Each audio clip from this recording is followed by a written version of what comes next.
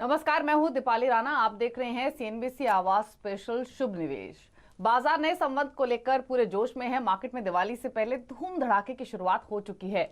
Nifty और Sensex दोनों ने आज नया शिखर बनाया है और दिग्गज जानकारों का मानना है कि मार्केट की ये तेजी यही नहीं थमेगी, बल्कि नए संवत में बाजार तेजी के साथ नए रिकॉर्ड बनाएगा। ऐसे में सवाल ये है कि बाजार में पैसा कहां बन सकता है। दिवाली से पहले इन्वेस्टमेंट की रणनीतियों पर चर्चा के लिए हमारी ये खास सीरीज है शुभ निवेश हमने शुरू की है, और इसी कड़ी में आज हम नए संवत के लिए ब्रोकर हाउसेस की पसंदीदा पिक्स के बारे में जानेंगे।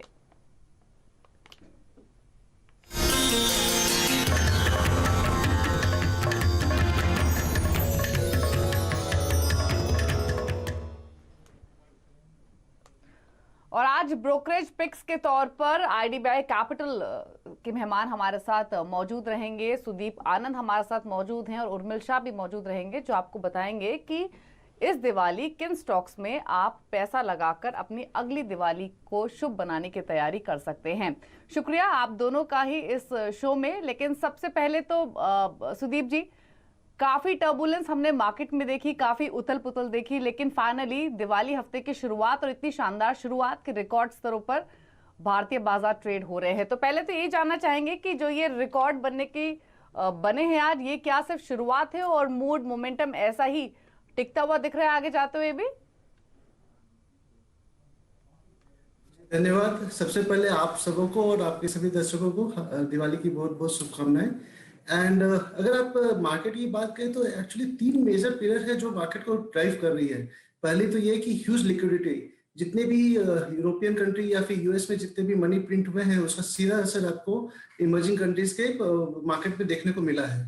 दूसरी बात है कि because of the concern in China, ऐसा काफी कुछ अनुमान है कि काफी मैन्युफैक्चरिंग बेस जो पहले चाइना था उसका काफी कुछ फायदा आपको इंडिया और अदर इमर्जिंग कंट्रीज को मिलेगी, जिसके कारण फ्लो भी आप इंडिया में काफी स्ट्रांग है। और तीसरी बात करें तो अगर आप ब्लूमबर्ग कंसेंसस ईपीएस की बात करें तो उसमें हम लोग कुछ 25% सीएजीआर का ग्रोथ दिखा रहा है ओवर द नेक्स्ट 3 इयर्स। तो ये तीन चीजें हैं जो काफी पॉजिटिव हैं और जो मार्केट को लेके जा रही है। मुझे लगता है ये तीनों चीजें काफी काफी सक्सेसफुल रहेगी एंड आने वाले 2-3 सालों में मार्केट का रुख काफी ऊपर की तरफ देखने को मिल सकता है। बिल्कुल।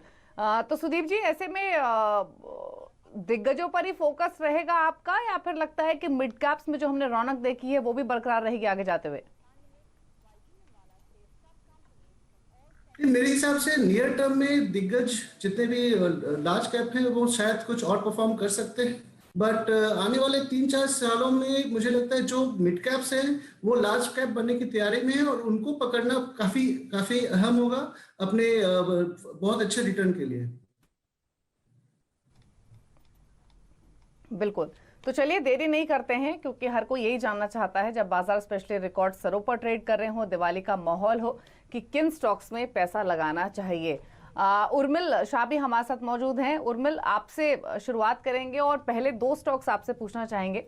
कौन से आपने चुने हैं दिवाली पिक्स के तौर पर, और ये भी समझना चाहेंगे कि आपका रुझान किस तरफ है। आपको लगता है दिग्गज हो या फिर मिड कैप्स, दोनों पर फोकस करना चाहिए, या फिर कोई स्पेसिफिक पॉकेट होगी जहां पर ज्यादा ध्यान रहेगा? Sure, good afternoon. सो हमने हमारे रिटेल इन्वेस्टर्स के लिए 7 दिवाली पिक्स हमने पिकअप किए हैं, और उसका मेन क्राइटेरिया ये रहा है कि हमने ये सेक्टर्स चूज किए हैं जहाँ पे कोविड से लेके इम्पैक्ट बहुत कम रहा है, या तो फिर जो मार्केट अपॉर्चुनिटी है वो एक्सट्रीमली सिग्निफिकेंट है। सो उससे चल के पहले दो स्टॉक जो मैं डिस्कस करना चाहूंगा, पहला होगा बेयर क्रॉप साइंस एंड दूसरा होगा सुप्रीम इंडस्ट्री। सो हम पहले बेयर क्रॉप की अगर बात करें तो हमारा यहाँ पे टारगेट प्राइस है 6,850, जो तकरीबन 23% का अपसाइड देता है करंट प्राइसेस से। ये जर्मन की जो दिग्गज ग्रुप है बेयर क्रॉप केमिकल इंडस्ट्री में, इसका इंडिया यूनिट है, और इन्होंने मोन्सांटो इंडिया को एक्वायर किया था। सो उसके चल के इनका जो साइज है वो मीनिंगफुली इंक्रीज हो चुका है, और इसका इम्पैक्ट रेवेन्यू, अर्निंग्स और रिटर्न रेशियोज में आगे चल के बेनिफिट आएगा। ओवरऑल हम एग्रोकेमिकल स्पेस पे एक्सट्रीमली पॉजिटिव है।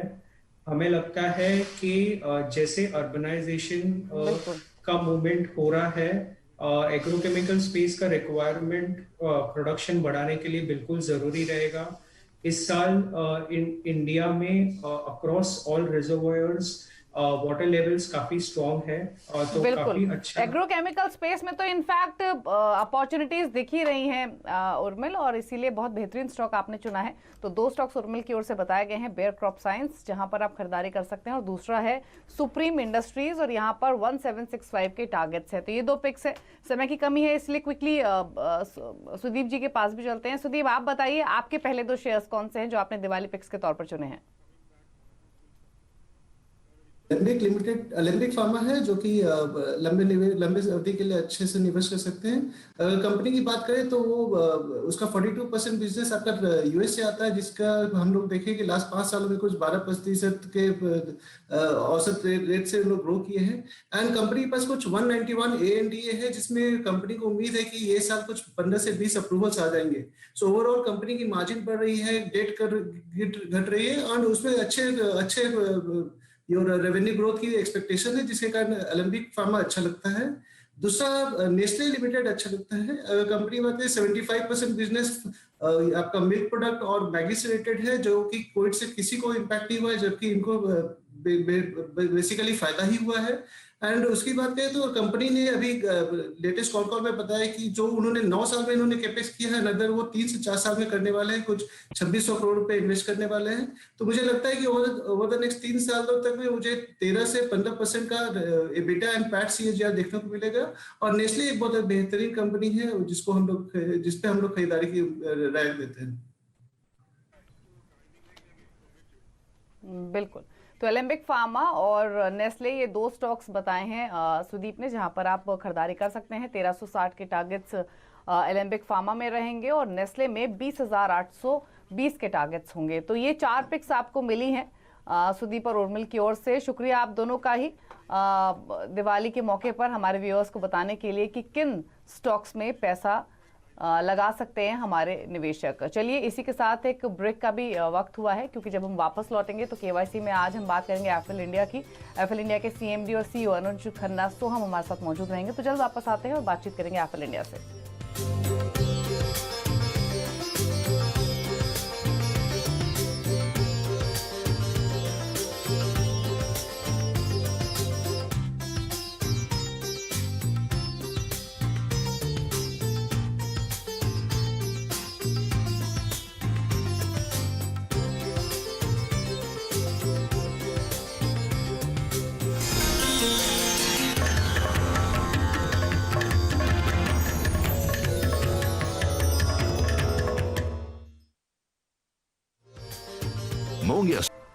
आप देख रहे हैं न्यूयॉर्क कंपनी में एफएल इंडिया के CMD और CEO अनुज खन्ना सोहम हमारे साथ मौजूद हैं। उनसे आगे का आउटलुक समझते हैं। अनुज जी नमस्कार, स्वागत है आपका इस शो में। और सबसे पहले तो इनफैक्ट कंग्रेचुलेशंस, जो आपके रिसेंट अर्निंग्स रहे हैं वो भी बहुत स्ट्रांग रही हैं, और लिस्टिंग से लेकर अब तक निवेशकों को भी भरपूर पैसा बनाकर एफएल इंडिया ने दिया है।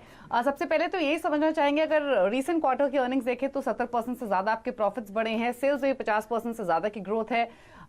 इंडिया हो या फिर ओवरसीज मार्केट हो, आप इक्वल रेवेन्यू ड्राइव करते हैं ऑलमोस्ट। तो क्या अभी आउटलुक यहाँ से फर्दर दिख रहा है, स्पेशली अगर हम ओवरसीज मार्केट की बात करें या फिर इंडियन मार्केट्स को देखें? जी, पहले तो थैंक यू शो पे बुलाने के लिए। और ये बात बिल्कुल सही है कि ये जो क्वार्टर रिजल्ट हमारा रहा है बहुत ही अच्छा रहा है, एंड एक रिकॉर्ड ब्रेकिंग रिजल्ट रहा है। It is the highest growth trend that we are seeing since we went public. तो ये चाहे वो रेवेन्यू ग्रोथ हो, चाहे वो प्रॉफिट ग्रोथ हो, और बहुत इंपॉर्टेंटली अगर आप कैश फ्लो फ्रॉम ऑपरेशंस देखेंगे तो उसमें ईयर ऑन ईयर बेसिस पे 212% से भी ज्यादा की ग्रोथ आई है H1 में। तो ये पिछले 6 महीने बहुत ही डिफिकल्ट फेज था कोविड की वजह से। हमारी सारी टीम घरों से काम कर रही है, और अगर हमने ये परफॉर्मेंस अचीव किया है तो इससे मेरे को बहुत कॉन्फिडेंस आता है कि आगे चल के जो ग्रोथ ट्रेंड है वो इसी तरह का, ये एक नया बेस इस्टेब्लिश हो गया है। और Q3 जो हमारा अगला अभी जो क्वार्टर चल रहा है, which is October, November, December, festive season होने से या किसी भी एडवर्टाइजिंग बिजनेस में अगर देखेंगे तो एक फाइनेंशियल ईयर में Q3 जो है सबसे बेस्ट क्वार्टर माना जाता है। और इस साल भी हम मानेंगे कि Q3 हमारा Q2 से बेटर होना चाहिए, जस्ट बिकॉज क्योंकि फेस्टिव सीजन, दिवाली, क्रिसमस और इन फैक्टर्स की वजह से बेटर होना चाहिए। जबकि पैंडेमिक की वजह से थोड़ा इम्पैक्ट जरूर रहेगा, बिकॉज लोग इतना खुल के गिफ्टिंग और ट्रैवल और सेलिब्रेशन नहीं कर पाएंगे। बट फिर भी अगर डिजिटल बिजनेस के पॉइंट ऑफ व्यू से देखा जाए तो वहां पे डेफिनेटली काफी सपोर्ट और फॉरवर्ड ग्रोथ आउटलुक स्ट्रांग है हमारा। जी, क्विकली एक चीज और अनुज जी, 10 पेटेंट्स हैं जो आपने इंडिया और यूएस में फाइल किए हुए हैं, क्या रेवेन्यू पोटेंशियल आप इनसे देखते हैं और आगे का क्या प्लानिंग है? जी, हमारी कंपनी एक टेक इनोवेशन प्लेटफॉर्म कंपनी है। डेटा साइंस और टेक्नोलॉजी के बेसिस पे हमारे सारे प्लेटफॉर्म्स काम करते हैं, और उसको सपोर्ट देने के लिए इंटेलेक्चुअल प्रॉपर्टी जो स्ट्रेटेजी होती है, जिसको पेटेंट्स को फाइल करा जाता है कि आगे चल के एक डिफेंसिबिलिटी, लॉन्ग टर्म डिफेंसिबिलिटी बनी रहे, तो उस एरिया में एप्पल की पोजीशन काफी स्ट्रांग और स्टेबल है और बहुत डिफेंसिबल मोड है ये from a comparative point of view. और इसलिए हम यूएस मार्केट को एक इंपॉर्टेंट मार्केट मानते हैं इंटेलेक्चुअल प्रॉपर्टी डिफेंड करने के लिए। सिंगापुर और इंडिया, इन जगहों पे हम पेटेंट्स अपने फाइल करा करते हैं। तो ये हमारे करंट जो टेक्नोलॉजी प्लेटफॉर्म्स हैं और आगे जो हम जिस एरियाज में इनोवेशन करने वाले हैं उसको सपोर्ट और डिफेंसिव कॉम्पिटिटिव स्ट्रैटेजी के नजरिए से देखना होगा। और ये टोटल रेवेन्यू जो हमारी कंपनी का है, अगर आप देखेंगे तो 98% से भी ज्यादा रेवेन्यू कंज्यूमर प्लेटफॉर्म बिजनेस से आता है। तो ये हमारा पूरा टेक प्लेटफॉर्म जो है, जिसमें जितने भी हमने चाहे इन हाउस बनाए हैं टेक्नोलॉजीज या जो अक्वायर्ड टेक्नोलॉजीज को अब इंटीग्रेट करा हुआ है as one common integrated consumer platform business, उसको पूरी तरह से सपोर्ट मिलता है इस आईपी और पेटेंट स्ट्रैटेजी के साथ। जी, क्विकली एक चीज और अनुज जी आपसे समझना चाहेंगे, अभी आपके जो रेवेन्यू कंट्रीब्यूशन है वो इक्वल है इंटरनेशनल मार्केट से और इंडियन मार्केट से, तो क्या हम ये गोइंग फॉरवर्ड कोई रेवेन्यू शिफ्ट होते हुए देखेंगे? मार्जिन्स आप कहाँ ज्यादा एंजॉय करते हैं? ये हमारा जो टोटल स्ट्रैटेजी है वो ये है कि इंडिया हमारी सबसे बड़ी डोमिनेंट मार्केट है, जिसका 50% रेवेन्यू कंट्रीब्यूशन हमारा इंडिया से आता है। तो वहां पे जो आगे फॉरवर्ड ग्रोथ का आउटलुक है वो नॉर्थ ऑफ 30% CAGR है फॉर नेक्स्ट 5 इयर्स। और ये इसलिए है क्योंकि जो कंज्यूमर्स हैं हमारे इंडिया में, सारे ही स्मार्टफोन पे इतना ज्यादा टाइम स्पेंड कर रहे हैं और इंक्रीजिंगली कंफर्टेबल होते जा रहे हैं डिजिटल पेमेंट्स को लेके। तो आज इंडिया में अराउंड 600 मिलियन लोग हैं जो कनेक्टेड डिवाइसेस पे हैं, जिसमें अराउंड 100 मिलियन या 150 मिलियन होंगे जो ऑनलाइन शॉपर हैं।